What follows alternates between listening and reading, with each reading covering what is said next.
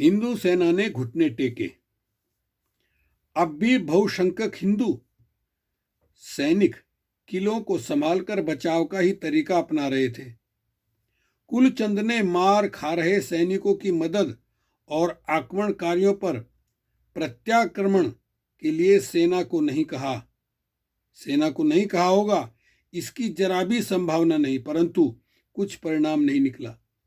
बाहर शहर के किनारों पर हुई झड़पों में उखड़ जाने के शीघ्र ही थोड़ी देर बाद दूसरी दिशा में हिंदू सेना ने घुटने टेक दिए।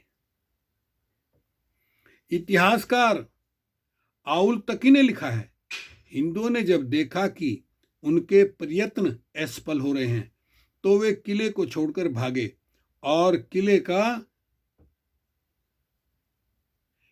के पीछे एक बह रहे दरिया को पार करने का यत्न करने लगे, शायद यह सोचते हुए कि इसे पार करने के बाद कोई भय नहीं रहेगा। परंतु उनमें से अनेक कत्ल कर दिए गए, पकड़ लिए गए या डूब गए। लगभग 50,000 आदमी मरे और डूबे और पशुओं एवं मगरमच्छों के शिकार हुए। उधर कुलचंद ने कटार से पहले अपनी पत्नी को कत्ल किया और बाद में आत्महत्या कर ली। देखें पूर्वोक्त पुस्तक पृष्ठ 43। 300 साल बाद जब मुगल सेना लेकर बाबर ने उत्तर भारत पर हमला किया, तब भी हिंदू सेना ने उसी तरह का आचरण किया जैसा उनके पूर्ववर्ती कर चुके थे। मार्च 1527 ईस्वी में मेवाड़ के राजा राणा सांगा की पराजय के बाद केवल एक राजपूत शक्ति बची थी, चंदेरी का मेदिनी राव, धर्मभीरू हिंदू सैनिक। बाबर ने उस पर भी आक्रमण किया। 28 जनवरी 1528 ईस्वी को दोनों सेनाओं में मुठभेड़ हुई।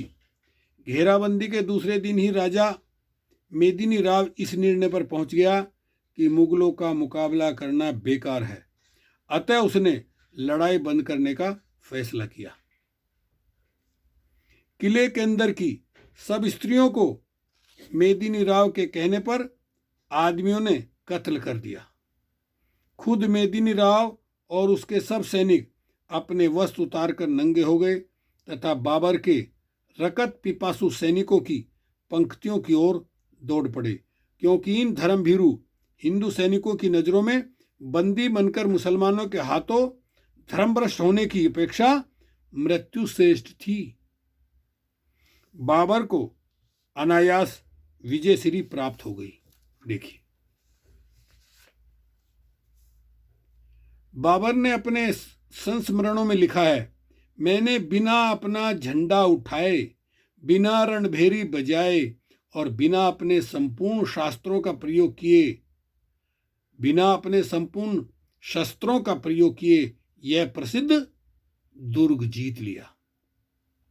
इन उदाहरणों से स्पष्ट है कि हिंदू सैनिक मुसलमानों का जरा सा भी पलड़ा भारी होते देखकर सिर पर पैर रखकर भाग जाते थे, या मुकाबला करने की अपेक्षा वे अपने अंधेरे भविष्य को अपनी ओर सरकता महसूस करके निराशा से भरकर आत्मघात पर उतारू हो जाते थे। स्त्रियों आदि को खुद ही कत्ल कर देते थे अथवा उन्हें आग में कूदकर आत्महत्या के लिए उकसाते थे। आज तक इस रीति का उल्लेख जौहर के सम्मानित शब्दों के साथ किया जाता है। बाद में या तो वे आत्महत्या कर लेते थे या फिर आक्रमणकारियों के हाथों गाजर मूलियों की तरह कट जाते थे। उनकी भरसक कोशिश होती थी कि बंदी बनने से जैसे भी हो बच जाएं, चाहे मैदान से भागकर आत्मघाती कदम उठाकर। तो हिंदू सैनिक या राजा बंदी हो जाते थे। वे छूटकर वापस हिंदुओं में आने का स्थान पर इस्लाम कबूल कर लेना बेहतर समझते थे। 1018 में जब महमूद गजनवी ने 12वां हमला किया, तब की ये घटना है। बस शहर पर हरदत्त नामक हिंदू राजा का राज्य था। महमूद गजनवी ने उस पर हमला किया और विजयी रहा। राजा ने हथियार डाल दिए। जब उसे इस्लाम कबूल करने को कहा गया तो उसने न केवल खुद उसे कबूल किया, बल्कि अपने 10,000 आदमियों से भी ऐसा ही करवाया। उल्तवी लिखता है कि हरदत्त को इसी में अपना और अपने आदमियों का भला दिखाई दिया।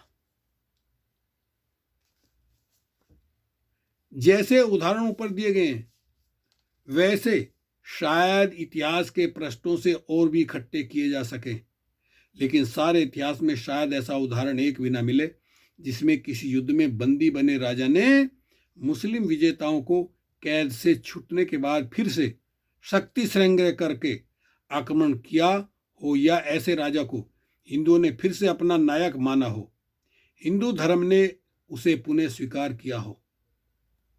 इसके विपरीत ऐसे उदाहरण अवश्य मिलते हैं कि किसी हिंदू राजा ने मुस्लिम विजेताओं की कैद से निकलकर जब पुनः शक्ति संग्रह करना चाहा तो उसे पग पग पर अपमानित किया गया, क्योंकि वह धर्म भ्रष्ट हो चुका था। 997 ईस्वी में महमूद गजनवी ने जयपाल को पराजित कर कैद कर लिया और बाद में उसे इस शर्त पर छोड़ दिया कि जयपाल महमूद को वार्षिक कर दिया करेगा एवं उसे अपना मालिक समझेगा। लेकिन विधर्मी संपर्क से दूषित जयपाल को इस कदर जलील किया गया कि उसने तंग आकर अंत में आग में कूदकर आत्महत्या करनी पड़ी। देखिए,